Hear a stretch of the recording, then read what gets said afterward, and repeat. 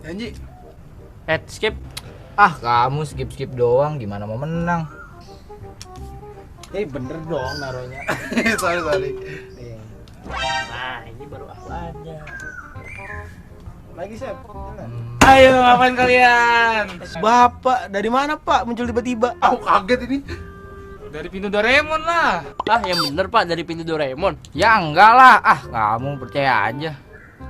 Kalian ya bukan belajar, malah main domino. Enggak Pak, kita lagi ngobrol-ngobrol aja nih, belajar buat ujian nanti gimana. Nah, ini bohong nih apa ini? Udah mana Bapak nggak diajak lagi? Lah, Bapak mau ikutan? Iyalah, mau. Oh, yaudah main Pak. Tapi sekarang kita mainnya beda. Beda gimana? Udah kumpulin dulu kartunya. Nih Pak. Buruan. Nih.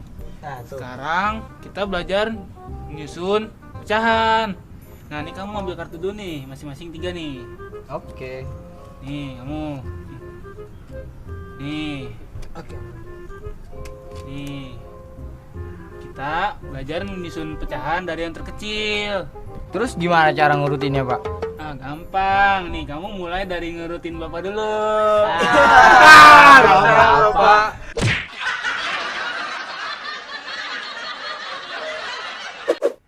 Halo sahabat edukasi, luar biasa siswa-siswa sekarang ya.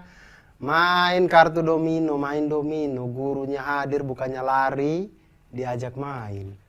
Zaman saya dulu main domino, guru lihat guru lari saya. Karena saya tidak tahu pada waktu itu kalau domino itu ternyata bisa bermanfaat untuk kita mempelajari tentang pecahan.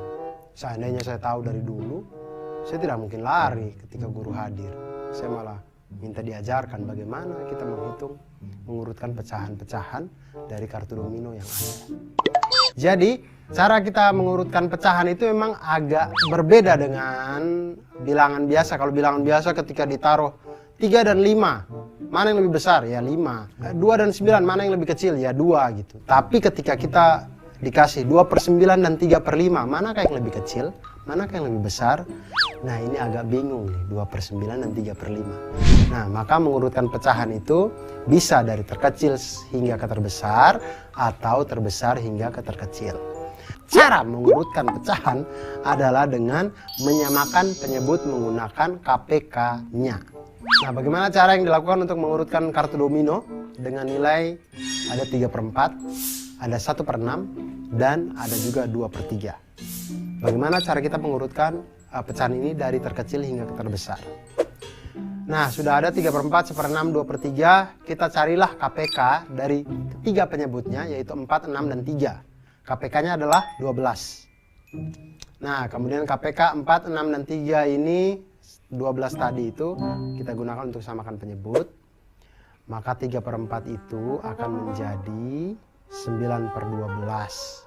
1/6 akan menjadi 2/12. Dan 2/3 akan menjadi 8/12. Ketika penyebutnya sudah sama semuanya, kita urutkanlah pecahan ini berdasarkan pembilangnya. Maka urutan dari yang terkecil hingga terbesar adalah 2/12, kemudian 8/12, dan 9/12. Atau 1/6, kemudian 2/3, dan 3/4. Nah, kemudian berikutnya ada masalah. Kemarin saya jalan-jalan ngisi acara di pensi mana begitu ya. Ada panitianya sangat kreatif. Mereka bikin pensi dan di saat yang bersamaan mereka menguji kemampuan siswa-siswanya. Jadi di situ ada tim, beberapa tim ya. Ada tim menyanyi, tim menari, drama, dan lain-lain.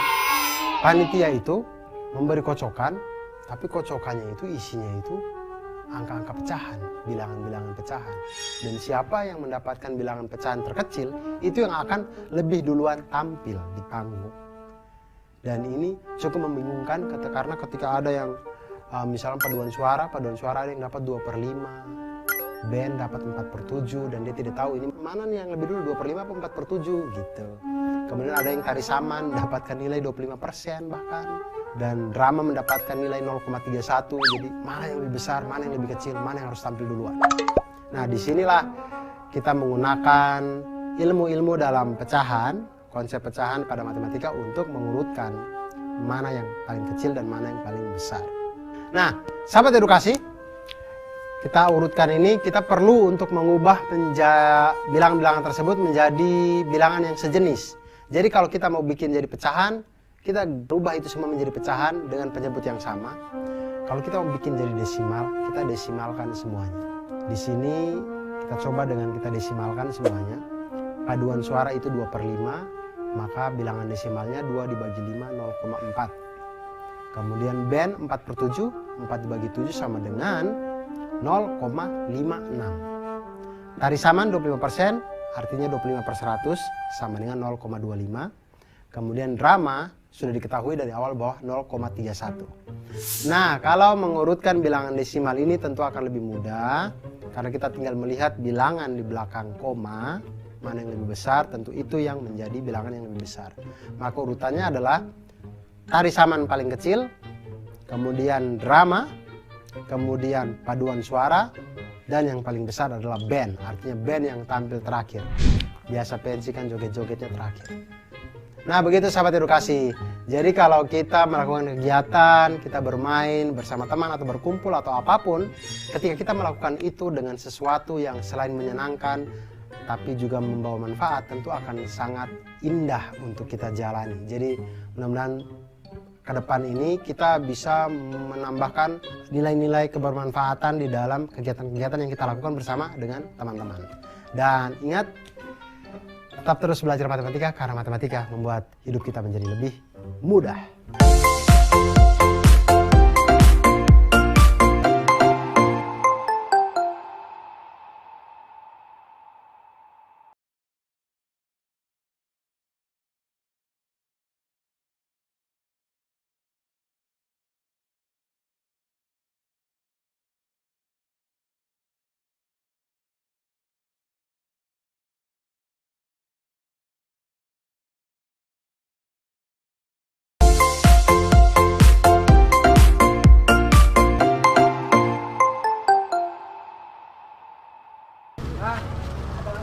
Beli apa, Dek?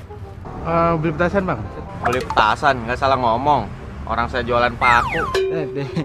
Bercanda aja sih, Abang. Enggak, Bang, kita mau beli ayam aja, Bang. Berapa kilo? Berapa kilo ya?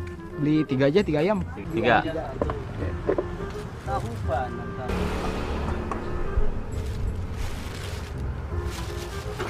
Bang, itu ayam berduaan aja, Bang. Kalau langsung 3 ini nggak muat timbangannya.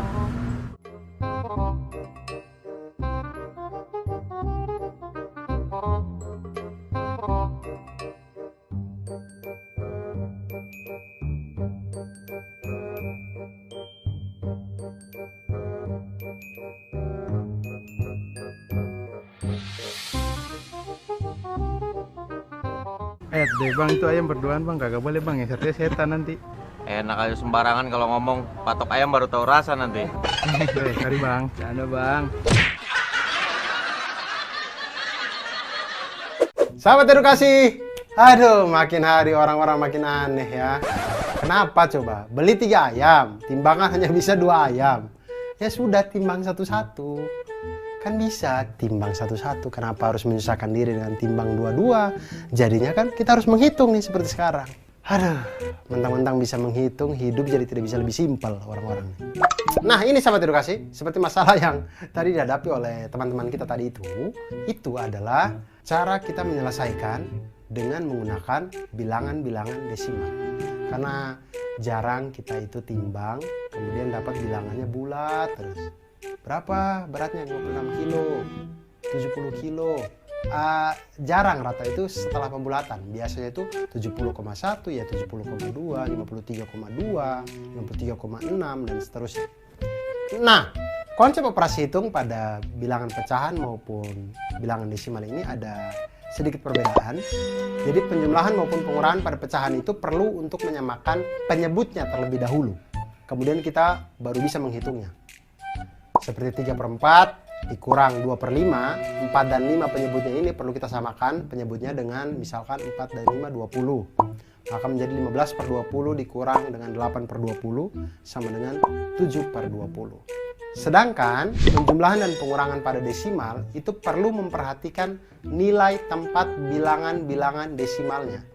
yaitu puluhan dengan puluhan, satuan dengan satuan, persepuluh dengan persepuluh, dan seterusnya. Jadi contoh misalkan 12,345 ditambah dengan 1,342.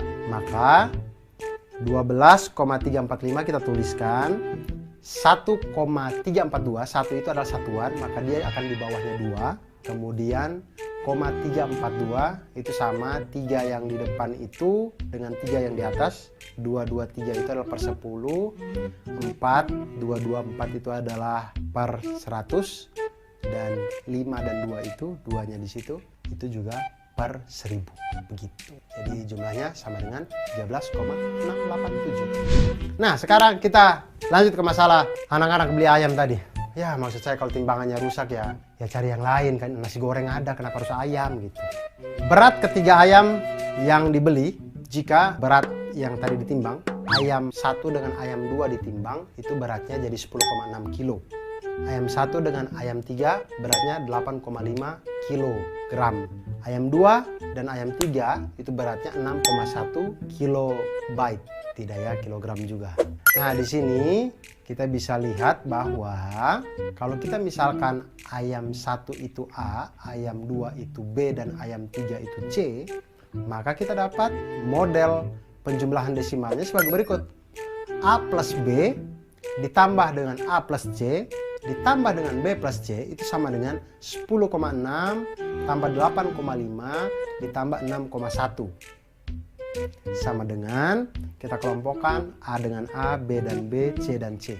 Variabel yang sama kita kumpulkan, maka didapatkan 2A plus 2B plus 2C sama dengan 25,2 kg.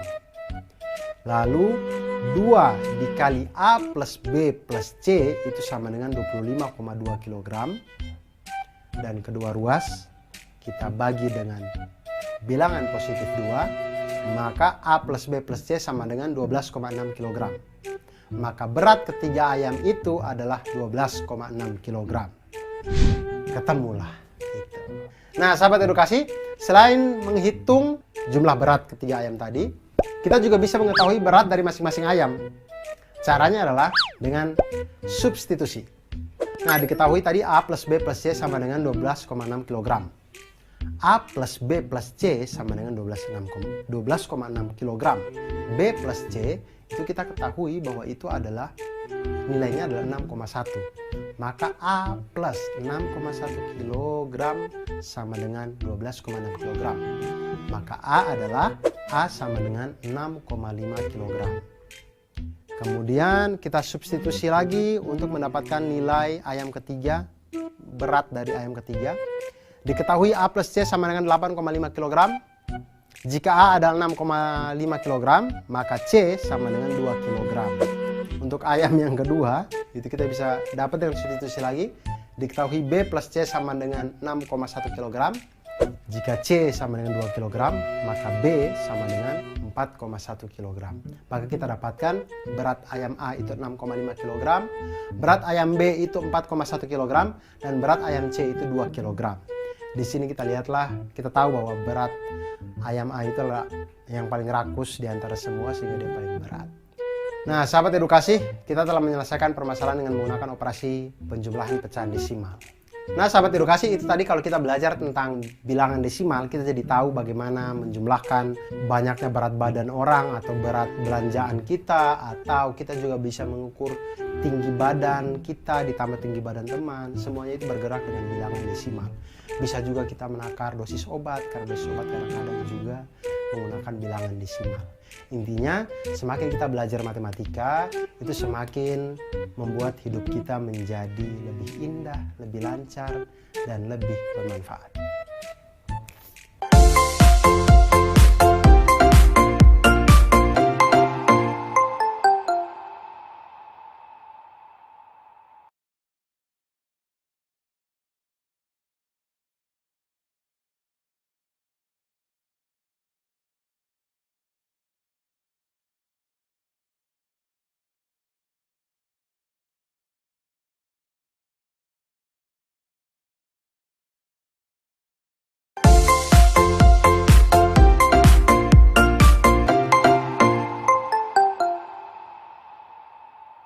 Itu dengeran. Bentar. Iya kayak wah. Ya. Anak-anak, Oh iya Pak. bapak kan sudah tua. Lanjut Pak, terus kenapa Pak? Begini, bapak kan punya 17 ekor sapi limosin. 17 ekor sapi limosin. Iya, sapi limosin yang badannya gede kayak Adirai. Tapi bapak punya sejak kapan? Ya punya lah. Bapak gitu loh. Wow. Terus Terus gimana lagi Pak? Penasaran nih Pak kita nih Pak. ya begini, Ya. ini Iya, Pak. buat kamu Adin, Pelan, Pak.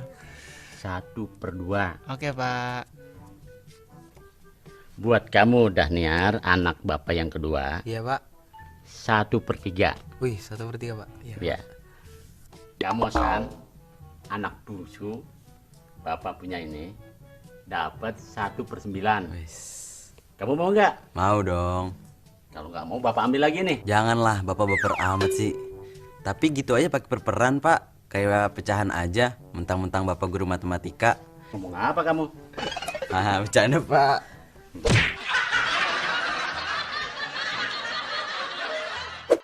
Halo sahabat edukasi, pernah dengar tidak tentang sapi limosin? Bukan sapi yang naik mobil limosin, bukan itu. Sapi limosin itu adalah salah satu jenis sapi lah, kurang lebih begitu.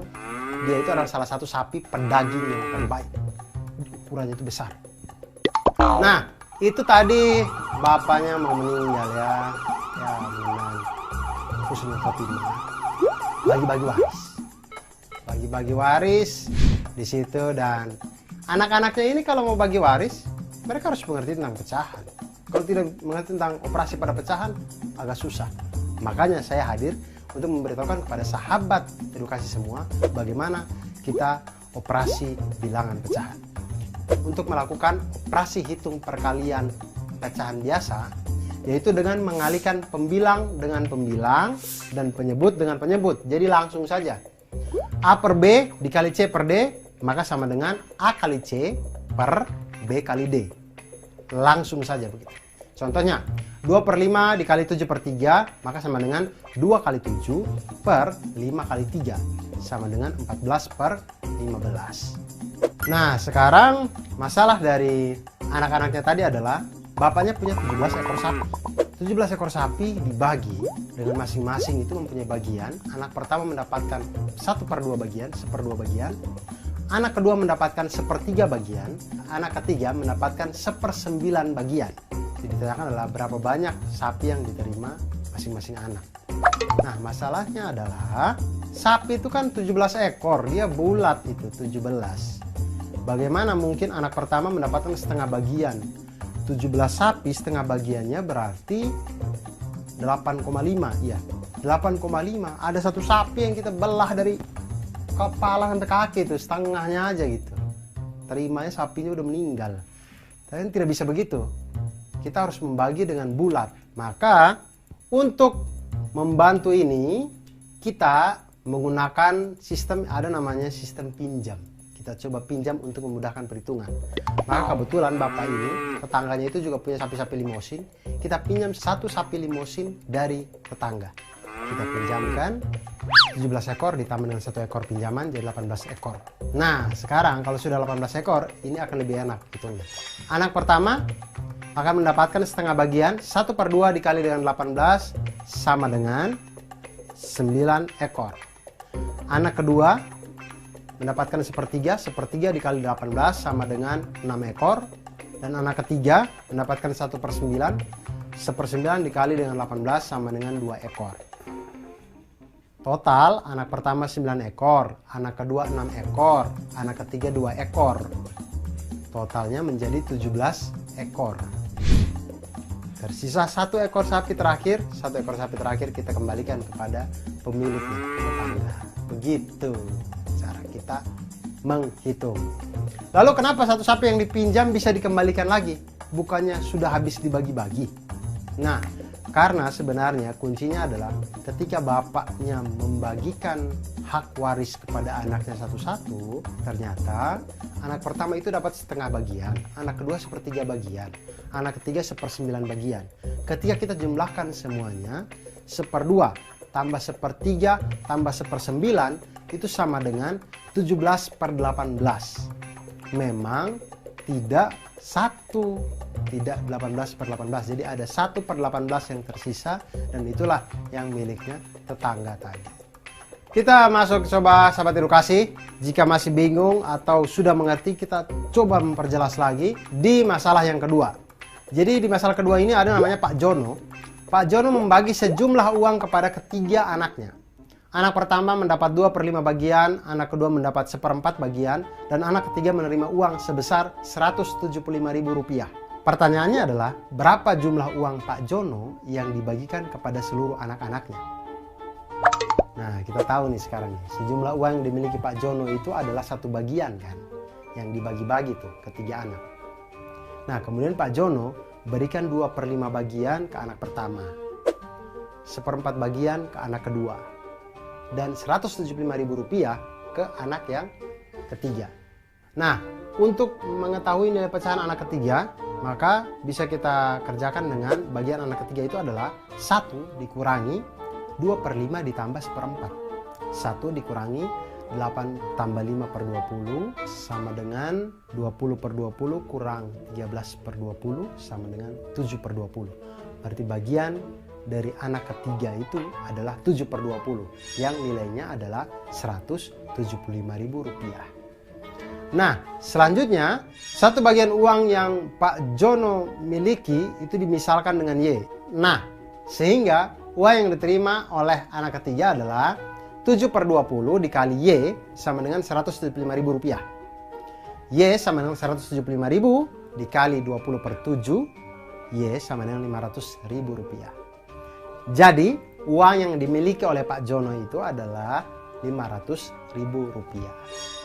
Nah sahabat edukasi, dengan kita belajar tentang operasi perkalian maupun pembagian pada bilangan pecahan, ini membuat kita menjadi lebih paham bagian-bagian pecahan di dalam suatu bilangan bulat. Memudahkan kita untuk menghitung uang, menghitung warisan, menghitung jatah makan, dan segala macamnya. Intinya, dengan matematika membuat hidup kita menjadi ceria dan memudahkan urusan bersama.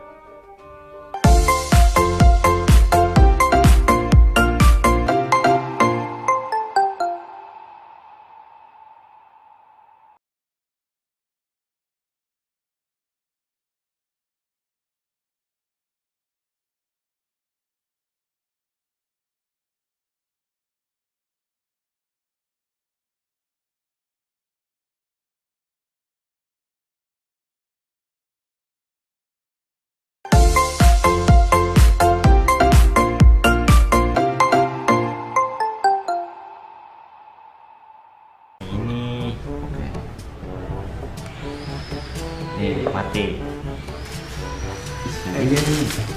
Wih, ada apa? Asik, ada apa? Lagi. Gimana ya? Cuman boleh 5 doang nih. Hah? Cuma 5? Tapi kan kita ada 8, Kak. Iya, kita kan ada 8, Kak. Tapi kakak cuman beli 5 doang. Berarti nggak cukup dong? Nah, terus gimana dong, Kak? Ya, terus gimana dong? Ya udah. Kalian nggak mau nih? Ya mau dong. Sabar. Cepetan dong, Kak. Udah lapar nih. Sabar. Orang sabar nanti ganteng kayak kakak. Ih, pede banget.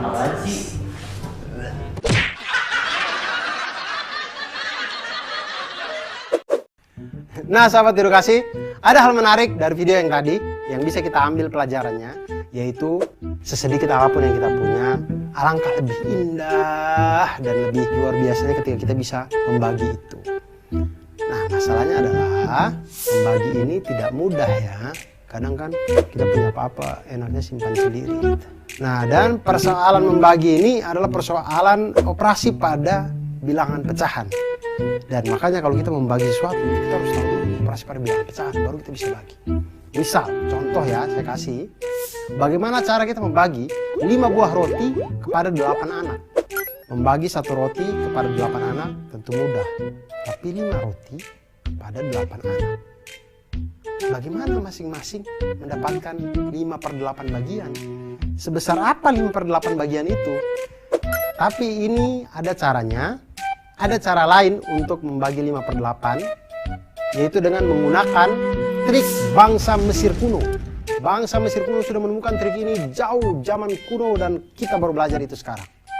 Yaitu dengan menggunakan istilah namanya pecahan Mesir. Jadi pecahan Mesir itu adalah penjumlahan dari beberapa pecahan yang berbeda, di mana setiap pecahan itu memiliki pembilang angka 1 dan penyebut berupa bilangan bulat positif yang berbeda. Jadi jika kita kesulitan memotong 5 roti untuk 8 orang, jika kita sulit untuk memotong ukuran 5/8, maka pertama-tama adalah 4 roti kita bagikan kepada 8 orang. 4 roti kita bagi ke 8 orang, maka 1 orang akan mendapatkan setengah roti. Nah lalu 1 roti terakhir itu kita bagi menjadi 8 bagian untuk dibagi ke 8 orang. Maka 1 orang akan mendapatkan setengah roti lebih sedikit. Itulah kurang lebih banyaknya 5/8 bagian. Jadi setiap orang akan mendapatkan setengah bagian ditambah dengan 1/8 bagian sama dengan 4 plus 1/8 sama dengan 5/8 bagian. Berikutnya adalah bagaimana cara kita menyelesaikan soal seperti yang berikut ini ya.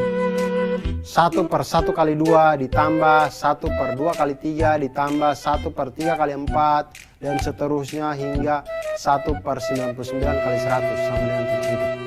Bagaimana caranya? Caranya adalah teman-teman, ketika melihat sesuatu yang seperti ini, jangan panik. Jangan panik, jangan mengatakan pada diri sendiri bahwa saya tidak bisa nih jawab kayak gini, saya tidak bisa nih. Jangan. Tapi yang pertama kita lihat, setiap kali menemukan soal-soal yang seperti ini, lihatlah polanya. Lihatlah polanya. Jadi misal kita ambil pertama, perhatikan 2 suku pertama. Jika 2 suku pertama kita ambil ya, 1/1 kali 2 ditambah dengan 1/2 kali 3. Itu akan menghasilkan sama dengan 1/2 ditambah 1/6 sama dengan 4/6 sama dengan 2/3. 2 suku pertama kita ambil, hasilnya adalah 2/3. Kita coba lagi, misalkan 3 suku pertama yang kita ambil, kita akan dapatkan 1/1 kali 2 ditambah 1/2 kali 3 ditambah dengan 1/3 kali 4 sama dengan 1/2 ditambah 1/6 ditambah 1/12 sama dengan 6 tambah 2 tambah 1/12 sama dengan 9/12 sama dengan 3/4. 3 suku pertama yang kita ambil 3/4. Nah dari sini kita bisa lihat polanya. 2 suku pertama yang kita ambil hasilnya adalah 2/3.